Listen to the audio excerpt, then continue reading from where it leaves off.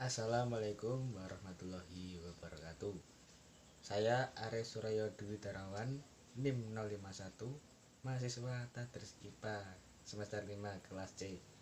Di sini saya akan menjelaskan materi genetika modern, yaitu DNA dan proses sintesis atau ekspresi gen. Pengertian DNA. DNA adalah sejenis asam nukleat yang tergolong biomolekul utama penyusun berat kering setiap organisme, atau sering disebut asam deoksiribonukleat. Dan selanjutnya kita akan membahas struktur DNA. Struktur DNA merupakan polimer yang terdiri dari 3 komponen utama, yaitu gugus fosfat, gula deoksiribosa, dan basa nitrogen. Sebuah unit monomer DNA yang terdiri dari ketiga komponen tersebut dinamakan nukleotida, sehingga DNA tergolong sebagai polinukleotida.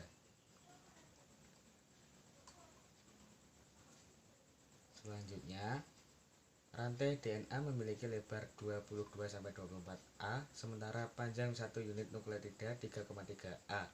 Walaupun unit monomer ini sangatlah kecil, DNA dapat memiliki jutaan nukleotida yang terangkai seperti rantai. Misalnya kromosom terbesar pada manusia terdiri atas 220 juta nukleotida. Selanjutnya, DNA terdiri dari 2 untai yang berpilin membentuk struktur heliks ganda. Pada struktur heliks ganda, orientasi rantai nukleotida pada satu untai berlawanan dengan orientasi nukleotida untai lainnya. Hal ini disebut sebagai antiparalel. Masing-masing untai terdiri dari rangka utama sebagai struktur utama dan basa nitrogen yang berinteraksi dengan untai DNA satunya pada heliks.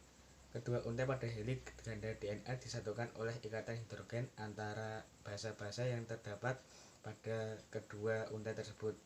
4 basa yang ditemukan pada DNA adalah adenin dilambangkan A, sitosin dilambangkan C, guanin dilambangkan G, dan timin dilambangkan T. Adenin berikatan hidrogen dengan timin, sedangkan guanin berikatan dengan sitosin. Selanjutnya, sintesis protein. Sintesis protein ini proses pembentukan protein di dalam tubuh yang dilakukan oleh RNA atas perintah atau kode dari DNA. Sintesis protein ini berlangsung di dalam inti sel dan di dalam ribosom. Masih ingatkah tentang ribosom? Ribosom adalah organel yang ukurannya kecil dan padat serta berfungsi sebagai tempat untuk sintesis protein. Selanjutnya ini nanti ada mekanisme protein. Ini ada 2. Yang pertama, transkripsi adalah proses pencetakan RNA oleh DNA. RNA yang terbentuk dibedakan menjadi 3, yaitu tRNA, mRNA, dan rRNA. Urutan asam amino akan ditentukan oleh basa nitrogen yang menempel di mRNA.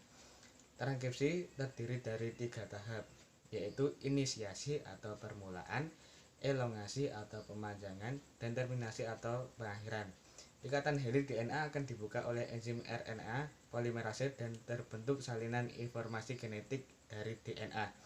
Untuk tempatnya menempel RNA polimerase pada DNA disebut promoter. Promoter berfungsi untuk menunjukkan tempat dimulainya transkripsi dan menentukan DNA cetakan dari 2 rantai yang ada.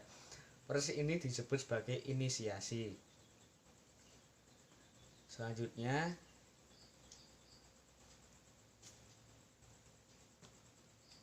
dua rantai DNA yang terdiri dari rantai cetakan sense dan komplemen atau antisense mulai terpisah. Untuk promoter menempel di bagian rantai cetakan atau sense. RNA mulai dibentuk oleh RNA polimerase dari titik awal promoter dan bergerak terus di sepanjang rantai cetakan DNA. Akibatnya heliks DNA terbuka secara berurutan sepanjang 10-20 basa nitrogen. Nukleotida ini dirangkai dari arah 5-3. Proses ini disebut sebagai elongasi. Basa nitrogen yang dibentuk pada RNA merupakan komplemen basa nitrogen pada rantai DNA sense, yaitu sebagai berikut. Basa T pada DNA untuk cetakan A pada RNA, bahasa C pada DNA untuk cetakan G pada RNA, bahasa A pada DNA untuk cetakan U pada RNA, dan bahasa G pada DNA untuk cetakan C pada RNA. Selanjutnya,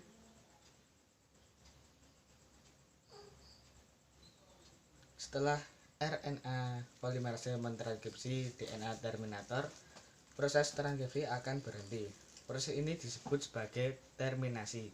Kemudian RNA akan lepas dari RNA polimerase. Hal itu mengakibatkan DNA helix tertutup kembali. mRNA yang dihasilkan dari tahap transkripsi akan keluar menuju ke inti sel dan ribosom.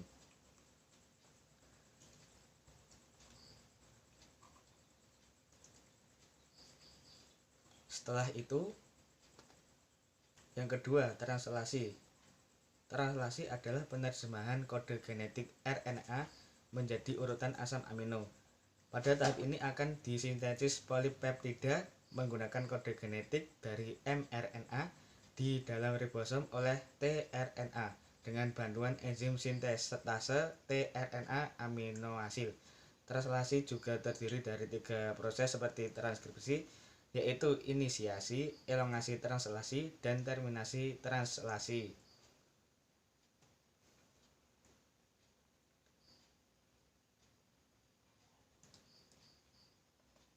Molekul mRNA berikatan dengan subunit kecil ribosom di ujung 5. Translasi diawali dari codon start yaitu AUG yang pada mRNA, lalu tRNA sebagai initiator yang memuat antikodon UAC akan membawa asam amino metionin. Asam amino tersebut akan melekat pada kodon AUG. Ingat, metionin merupakan asam amino awal dalam sintesis protein. Selanjutnya, molekul mRNA berikatan dengan subunit kecil ribosom di ujung 5. Translasi diawali dari codon start yaitu AUG yang ada pada mRNA, lalu tRNA sebagai initiator yang memuat antikodon UAC akan membawa asam amino metionin. Asam amino tersebut akan melekat pada kodon AUG. Ingat, metionin merupakan asam amino awal dalam sintesis protein.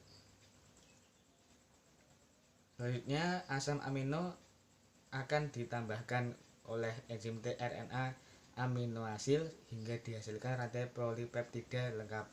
Translasi semacam itu akan terus berlangsung sampai muncul codon stop, yaitu UAA, UGA, atau UAG. Jika muncul salah satu kodon tersebut, proses translasi akan berhenti. Polipeptida yang terbentuk akan lepas dari ribosom.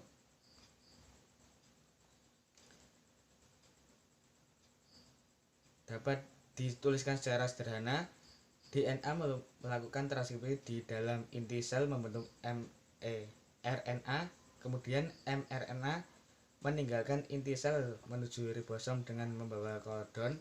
tRNA akan membawa asam amino sesuai kodon menuju ribosom atau translasi. Kemudian asam amino dirangkai sesuai kode genetik pada kodon dan terbentuk senyawa polipeptida atau protein.